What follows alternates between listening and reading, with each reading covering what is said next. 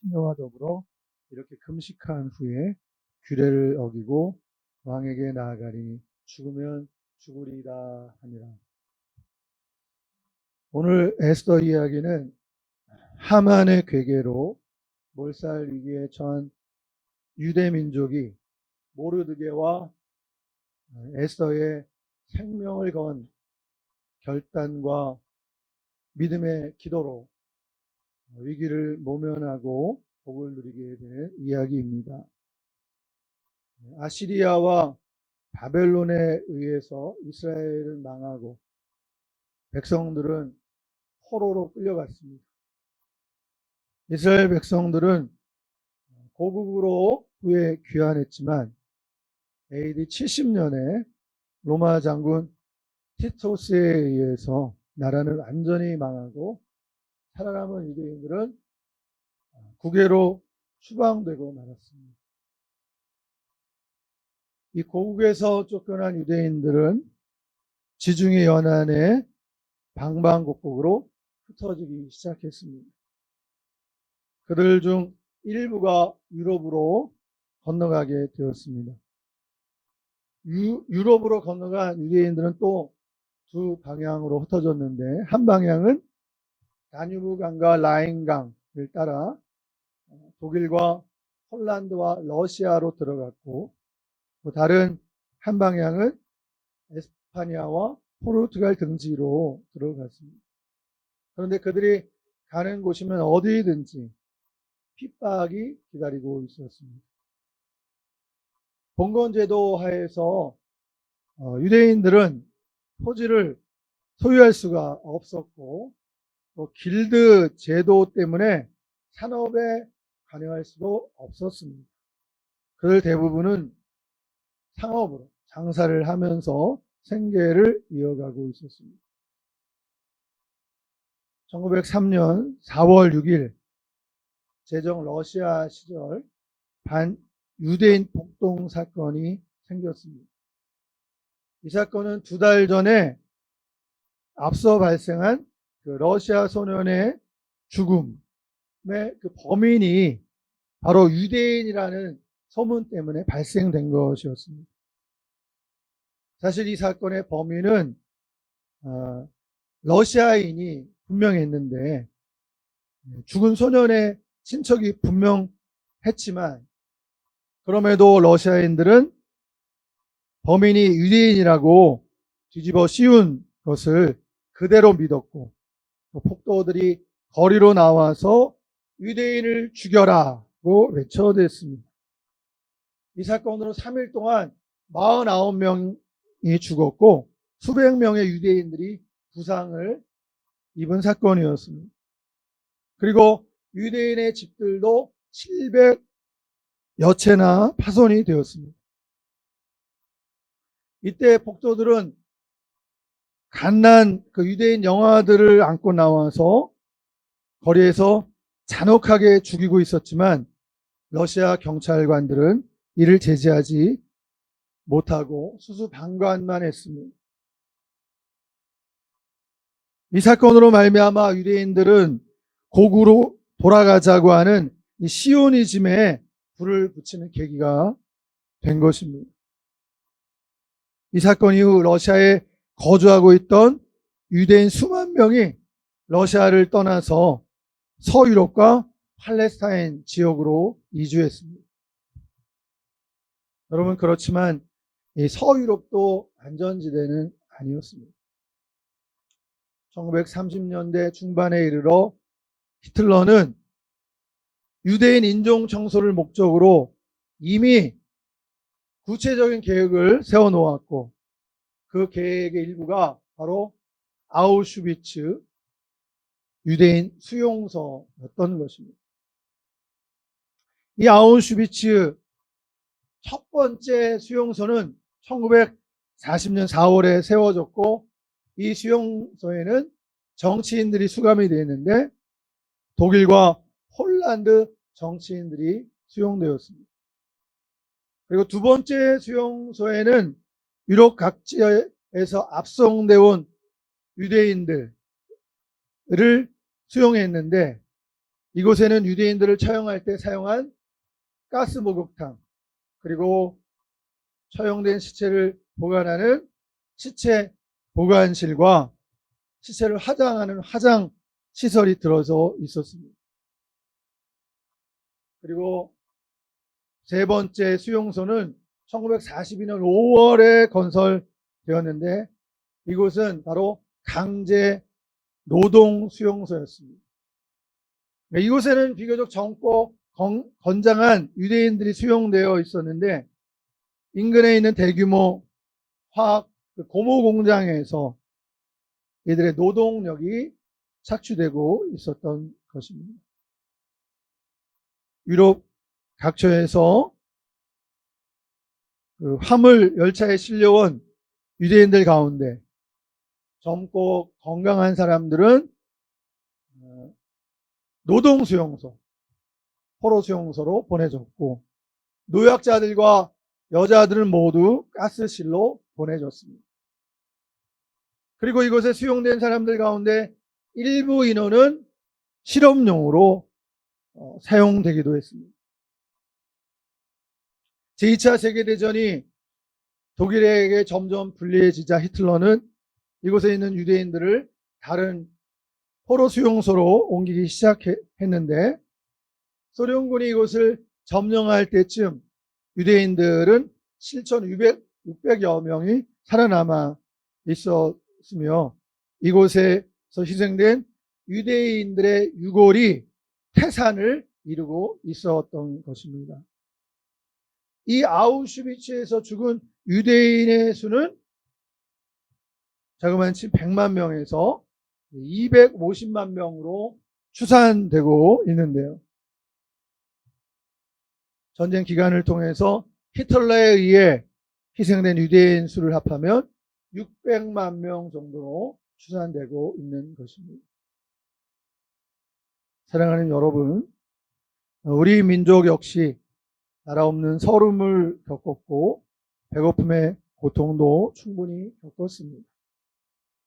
비록 유대 민족만큼은 아니라고 해도 나라를 빼앗기고 서간도로 북간도로 중앙아시아로 동토의 땅 러시아 연해주와 블라디보스토크 또 바다 건너 하와이와 멕시코 땅으로 브라질의 옥수수 농장으로 아무도 반겨주는 이 없는 낯선 나라에서 망향의 서름을 품은 채 죽어간 우리 동포의 수가 얼마인지 그리고 국토와 나라의 주권을 지키기 위해서 자유와 민주주의를 위해서 얼마나 많은 사람들이 피를 흘리며 목숨을 잃었는지요. 그리고 오늘에 와서 값진 자유민주주의의 토대를 이룬 것입니다. 우리는 6월 호국 보훈의 달을 맞이하였습니다. 모르드게가 민족의 위기를 에스더에게 오늘 본문을 통해서 우리가 보듯이 민족의 위기를 에스더에게 말한 것처럼 우린 모르드게의 심정을 가지고 나라 사랑에 대해서 말씀을 함께 하고자 합니다. 우리 그리스도인들은 나라를 사랑할 수밖에 없습니다. 일제강점기의 한 선교사의 보고입니다. 조선에서 야소 교인이 된다는 것은 곧 애국자가 된다는 말과 같은 뜻입니다. 야소 교인만이 참혹한 일본의 식민 지배 하에서 소망을 포기하지 않은 유일한 조선민이었습니다. 사랑하는 여러분, 실제로 1919년 3.1 운동 당시 3.1 운동이 일어났을 때 독립선언문을 작성한 민족대표 33인 가운데 16인이 기독교인이었습니다. 교회 목사님, 장로님, 전도사님 이런 분들이 민족대표 절반을 차지한 것입니다. 당시 남북한 인구를 다 합쳐도 2천만 명이 채 되지 않았는데 그중 기독교인은 20만 명에서 30만 명 정도였습니다. 우리나라 전체 인구의 1% 내지 1.5%에 해당이 되었습니다. 여러분, 그럼에도 불구하고 당시 기독교인은 우리나라에 커다란 영향을 미치고 있었던 것입니다. 3.1 만세운동을 주도한 이상재 선생이 일경에게 체포되어 고문을 당할 때였습니다. 일경은 3.1운동을 주동한 배후 세력을 대라고 이상재 선생에게 다구쳤는데, 선생은 하나님이 시키셨다 라고 당당하게 말한 이야기가 회자되었습니다. 사랑하는 여러분, 오늘날 미국의 중산층들이 사는 주택가를 산책하다 보면 신기한 광경을 만나게 되는데, 미국 국기를 개양한 집들을 자주 볼 수 있게 됩니다. 하나의 주거 블록 단위로 주거 블록에 적어도 한 집 이상이 평상시인데도 불구하고 그 국기를 현관이나 입구 벽에 걸어놓고 있는 것입니다. 우리 교민들의 말에 의하면 미국 사람들의 국기 사랑, 이것은 곧 나라 사랑으로 이어지는데 대단하다고 합니다. 또 미국 교회당 안에서도 국기는 자주 발견이 됩니다. 미국에는 5월 27일을 메모리얼 데이로 지키는데요, 우리나라의 현충일과 같습니다. 예배 광고 시간에 전쟁에 참전했던 참전 용사들을 일으켜 세워 손뼉을 쳐주고 이들에 대한 고마움과 존경심을 표현해 줍니다. 그리고 선물을 증정하는 일을 우리는 예배 가운데 흔히 볼 수가 있었습니다. 나라를 위해 피 흘려 싸웠던 군인들에게 감사와 존경을 표현하는 전통이 오늘날 미국의 정신적 원동력 중에 하나로 되어 있는 것입니다.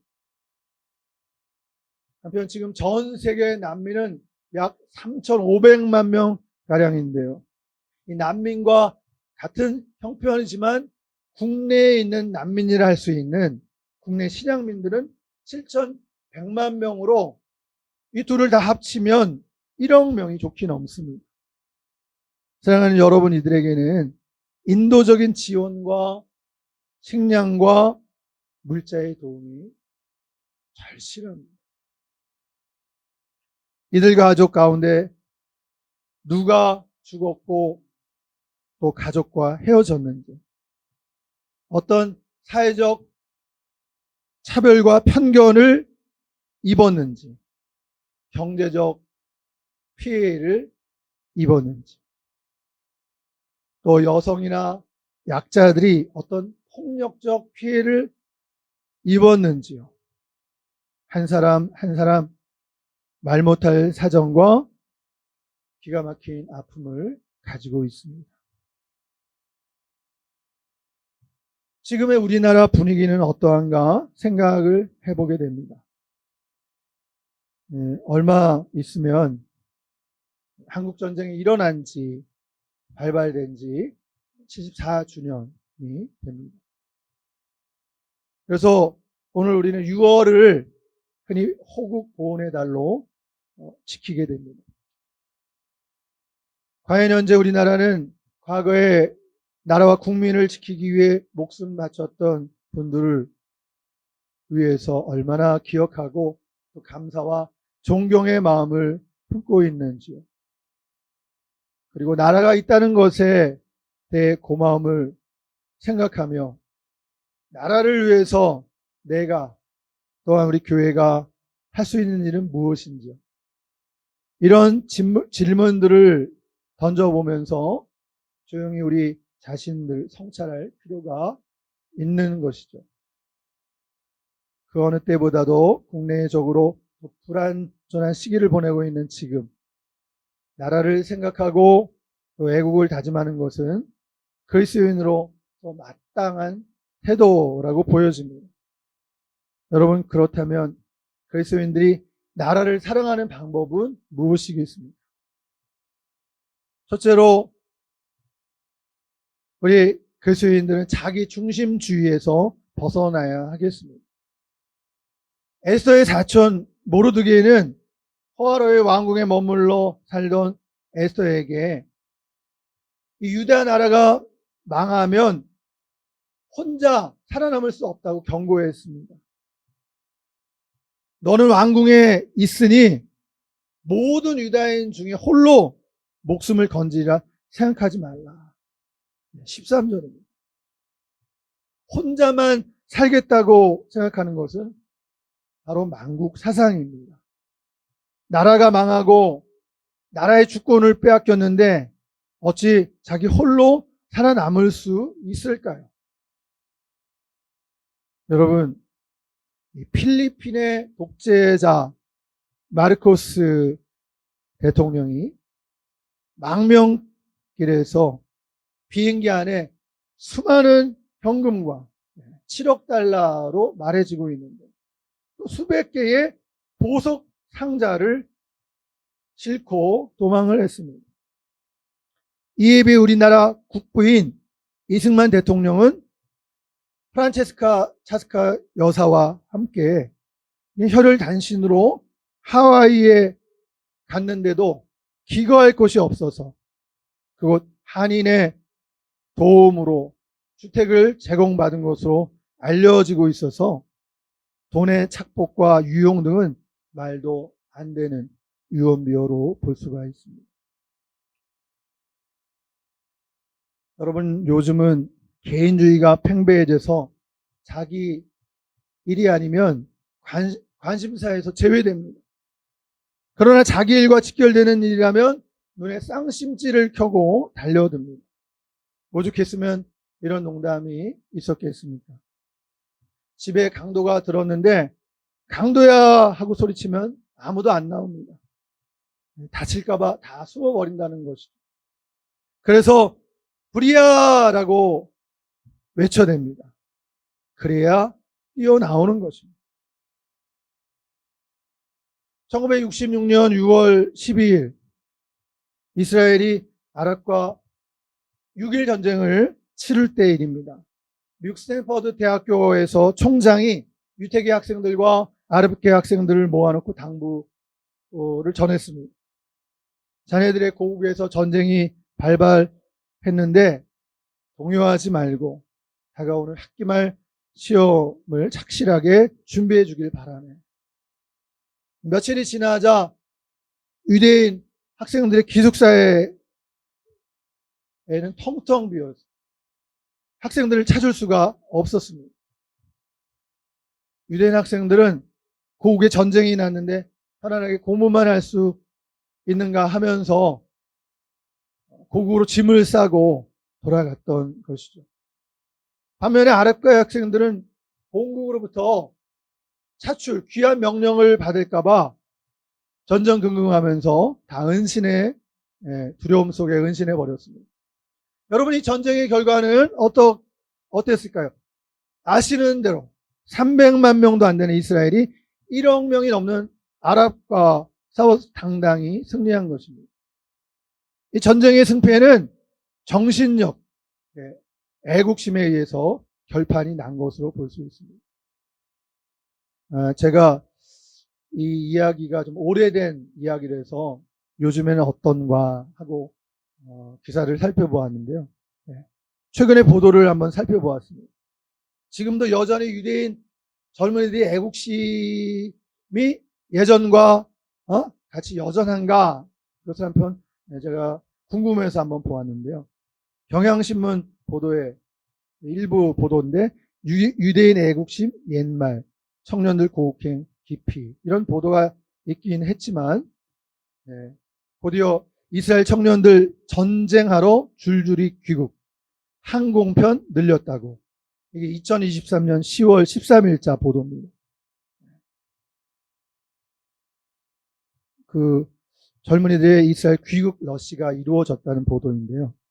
이스라엘군이 팔레스타인 무장단체 하마스와의 무력 충돌로 예비군 30만 명 동원령을 내렸는데 세계 각지에 터져 있던 이스라엘 청년들의 귀국이 계속되고 있다고 보도했습니다. 여러분, 노블리스 오블리제라는 이 말을 기억하시나요? 네. 노블리스 오블리제. 이 말은 사회 고위층 인사의 도덕적 의무를 담당하는 것을 말합니다. 모범적인 그런 사회 지도층 인사의 그 도덕적 의무를 담당하는 것을 지칭하는 것인데, 원래 이 노블리스 오블리제라는 이 말은 귀족의 의무, 지도층의 이제 도덕적 책무를 뜻하는데요. 로마 시대에 사용되던 말이었다고 합니다. 로마 귀족들은 많은 특권과 부와 혜택을 누려왔습니다. 그들의 사회적 신분과 지위가 보장이 되었지요. 한 번 귀족이 되면 평생 귀족으로 삽니다. 자녀도 귀족이 되었습니다. 여러분, 그런데요, 로마의 전성기에 보면 로마의 귀족들은 다른 나라의 귀족과 다른 점이 하나가 있었습니다. 이 나라가 어려움에 처하면 자기 생명을 아끼지 않고 전방에서 가장 앞서 싸우는 사람들이 귀족들과 귀족들의 자녀들이었다는 것입니다. 그래서 그들은 로마의 전성기 때의 이야기이긴 하지만 그들은 백성들로부터 존경을 받아온 것입니다. 귀족은 특권만 누리는 것이 아니라 귀족으로서의 책임도 엄밀하게 감당을 했던 것이죠. 사랑하는 여러분, 이런 의미에서 우리 그리스도인들, 예수 믿는 사람들도 특별한 신분을 가지고 특권을 누리는 사람이라 할 수가 있겠습니다. 특권으로 누린 우리는 어떤 특권을 누릴까요? 하나님의 자녀로서의 특권을 누리고 삽니다. 무엇보다 우리는 구원받은 백성이고 천국을 소유한 사람들로 살아갑니다. 하나님을 모르는 사람들에 비하면 놀라운 특권, 많은 특권을 소유한 것이죠. 그러므로 예수 믿는 사람은 나만 잘 되면 된다고 생각하는 사람들이 아닙니다. 내 나라가 망할지라도 나와 내 가족만 잘 되면 돼. 이런 생각은 말도 안 되는 생각인 것입니다. 이런 생각을 하다가는 모두가 다 망하게 되어 있는 것이죠. 사랑하는 여러분, 나라가 없으면 교회도 사회도 오늘날 이런 한류도 가정도 없습니다. 개인주의와 자기만 아는 이기적 본성에서 벗어나 누구보다도 나라에 대한 책임과 의무를 다하는 그리스도인이 되어야 합니다. 나라를 사랑하는 두 번째 방법은 자기 자리를 잘 지키는 것입니다. 자기가 맡은 일을 잘 감당해야 합니다. 어느 사회학자가 오늘날 시대를 말하기를 도망하는 세대라고 칭했습니다. 자기 본분과 역할을 잊고 사는 현대인들의 모습을 빗대서 한 말입니다. 우리 사회가 혼란한 것은 자기가 할 일은 다 하지 않고 자기 자리를 떠나 다른 사람들의 일에 너무 많이 참견하기 때문입니다. 진정한 나라 사랑은 각자의 사명을 자각하고 자기 위치에서 자기 일을 최선을 다하는 것이 무엇보다도 중요한 것이죠. 정치인들은 정치인답게, 고용주는 고용주로서 고용주답게, 근로자는 근로자로서 근로자답게, 교사와 선생들은 선생으로서 선생답게, 학생들은 학생으로서 학생답게, 목사는 목사로서 목사답게, 장로는 장로로서 장로답게, 성도는 성도 입장에서 성도답게 자기 자리에서 자기의 맡은 본분을 무엇보다도 잘 감당해 내야 하는 것이죠. 남의 일에 참견하고 비난하는 일에 우리 그리스도인들이 가담하는 것은 바른 태도가 못 되는 것입니다. 이 에서의 안일함을 지적한 모르도게는 에서에게 시대적 사명감을 일깨워주는 의미심장한 말을 합니다. 14절에 보면 네가 잠잠해서 말이 없으면, 잠잠하여 말이 없으면, 유대인들은 다른 데로 말미암아서도 구원을 얻겠지만 그러나 너와 내 아버지 집은 멸망한다. 네가 왕후의 자리를 얻은 것이 이때를 위함이 아닌지 누가 알겠느냐. 다시 말하면 에서가 왕후의 자리에 올라간 것은 자신을 위한 것이 아니고 하나님의 민족을 위기 가운데서 구원하기 위한 것이 아니냐. 이것이 너의 사명이다 라고 지적한 것입니다. 사랑하는 여러분, 하나님께서는 우리 민족에게도 사명을 주셨습니다. 그리스도인 예수 믿는 사람들에게 주어진 사명이 무엇일까요? 우선 민족 복음화입니다. 우리나라가, 우리 민족이 우상을 버리고 살아계신 하나님을 섬기는 민족이 되도록 힘써서 복음을 전하는 일일 것입니다. 역사적으로 볼 때 하나님께서 한 나라를 심판하실 때는 우상 숭배와 도덕적 타락이 크게 달할 때였음을 볼 수가 있습니다. 그러므로 우리가 하나님의 진노를 면하고 복을 받는 비결은 우상 숭배를 버리는 것인데, 여러분, 우상 숭배에는 멀리서만 볼 게 아니에요. 형상으로만, 형상에 절을 하고 비는 것만이 우상 숭배가 아니에요. 더 깊은 뜻은, 우상 숭배의 더 깊은 뜻은 하나님보다 더 사랑하는 것을 버리고 하나님께로 돌아오는 것을 말합니다. 오늘날에는 만몬신이라고 하잖아요. 돈을 하나님보다 더 사랑한 것을 인정하고 회개하고 하나님께로 돌아가야 된다는 것입니다.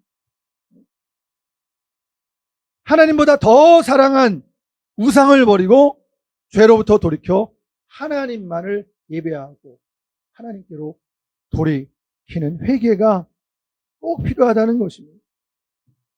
우리 그리스도인들은 우리 민족이 하나님께로 돌아오는 꿈을 꾸면서 민족 복음화와 복음의 평화적 통일의 사명을 감당해야 합니다. 도산 안창호 선생은 이런 말을 했다고 하는데요.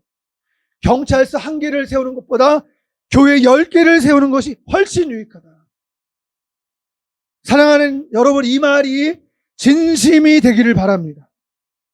교회가 민족의 유일한 희망이요 대안이기를 바랍니다.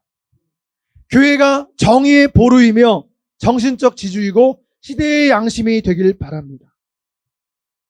우리는 단지 자기 예배당 좌석을 채우기 위해 전도해서는 안 되는 것입니다. 민족의 복음화를 위해서 전도하고 복음대로 살아내야 합니다. 이것이 그리스도인으로서 우리의 사명이요 민족을 사랑하는 길입니다. 크리스찬의 나라 사랑 세 번째는 나라를 위해서 간절히 기도해야 하는 것입니다. 에서는 자기 사명을 깨닫고 드디어 용기를 냅니다. 죽으면 죽으리라는 각오로 나라를 살리는 일에 임합니다. 죽음을 두려워하지 않습니다. 그때 에서는 자기 민족의 기도를 요청하고 자신도 금식 기도에 들어갑니다. 에서가 모르드게에 회답하여 이르길, 당신은 가서 수산에 있는 유대인들을 다 모으고 나를 위하여 금식하되 밤낮 3일을 먹지도 말고 마시지도 마소서. 나도 나의 시녀와 이렇게 금식한 후에 규례를 어기고 왕에게 나아갑니다. 왕에게 나아가겠다고 말합니다. 여러분, 에서가 왕으로 있는 그 페르시아의 법에 의하면 왕비일지라도 왕의 허락이 없으면 왕께 함부로 나갈 수가 없었습니다. 죽게 되어 있는 거예요. 살 수 있는 유일한 길은 왕이 가진 금홀, 그 지팡이를 내밀 때에만 왕비가 살 수 있었던 것이 바로 페르시아의 법이었던 것입니다. 그럼에도 불구하고 에서는 죽으면 죽으리이다. 결단하고 왕께로 나아가겠다. 자기 위대 민족을 살리기 위해서 그런 행동을 결행하겠다고 결심한 것이죠. 에서의 결단을 계기로 이스라엘 모든 민족이 백성들이 기도하게 되었습니다. 여러분, 기도하는 백성은 결코 망하지 않습니다. 왜 그럴까요? 하나님께서 도우시기 때문입니다. 에서서에는 하나님이란 말은 한 군데도 나오지 않지만 하나님의 손길은 멈추지 않습니다. 하나님의 도움의 손길이 에서서에 계속 배경에 나타나고 있는 것을 볼 수 있어요. 아하수에로 왕이 자기가 이미 내민 그 조서를 취소하고 대신 음모를 꾸미던 이스라엘의 대적 하만을 나무에 달아 죽게 한 것은 결코 우연이 아닙니다. 이건 하나님의 섭리였던 것입니다. 여러분, 기도는 파수꾼이 역할을 수행하는 것과 같은 것입니다.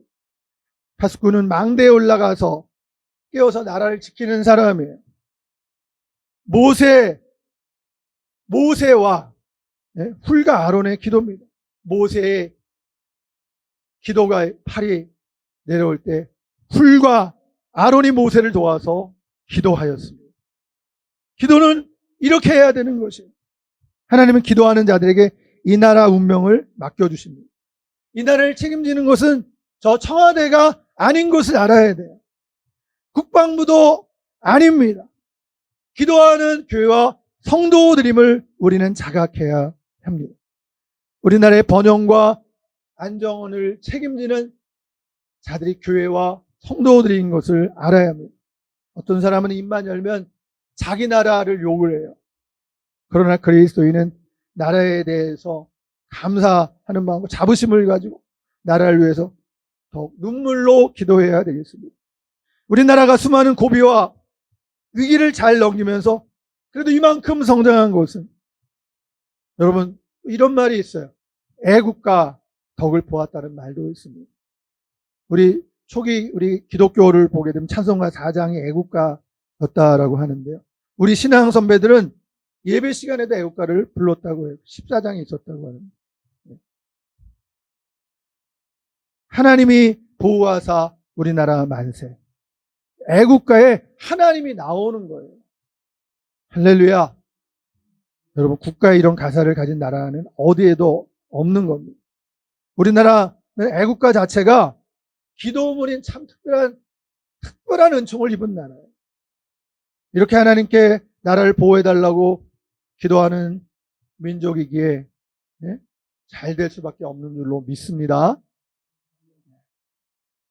오늘 6월 호국보훈의 달을 맞이하면서 그리스도인으로서 나라 사랑을 다시금 마음속에 새기기를 바랍니다. 여러분, 애국도 신앙인의 마땅한 도리인 거죠. 그리스도인은 누구보다도 애국자여야 할 것입니다. 망국적인 개인 이기주의에서 벗어나 자기 자리를 떠나지 말고 사명을 잘 감당하십시오. 무엇보다도 파수꾼이 되어 나라를 위해서 기도합시다. 할렐루야. 기도하겠습니다. 하나님 아버지, 반만년의 역사 속에서 이 나라는 끊겨질 수도 있었는데, 하나님, 오늘 열방 가운데서 자유민주주의 국가로 세워주신 것은 하나님의 놀라운 섭리요 축복이었음을 고백드립니다. 이 나라가 수많은 위기 속에서 외부의 침략 속에서도 하나님의 보호가 있었고 하나님의 은혜의 손길이 있었습니다. 이제 6.25 발발 74주년이 되는 이때 대한민국을 세우신 하나님께 감사드릴 수 있게 하옵소서. 자밖에 모르는 국민들 가운데 나라를 사랑하고 생각하는 우리 그리스도인과 교회가 되도록 도와주옵소서. 남의 일에 간섭하고 비난하기보다는 맡은 바 자기 자리를 지키고 자기 일을 잘 감당하게 하옵소서. 무엇보다도 우리 힘과 역량으로 이 나라 이민족 일을 감당치 못함을 절실히 깨닫고 하나님 앞에 눈물과 애통의 기도로 죽으면 죽으리다 에스더의 고백과 결심을 가지고 기도하는 우리 교회와 성도들 되게 해 주옵소서. 마지막 때에 복음으로 남북 평화적 통일을 이루고 열방과 민족들을 주께로 인도하는 우리 한국 교회가 되게 해 주시옵소서. 주님 손 안에서 쓰임받는 대한민국과 대한민국 교회가 되게 하여 주시옵기를 우리 구주 예수님의 이름으로 기도하옵나이다. 아멘.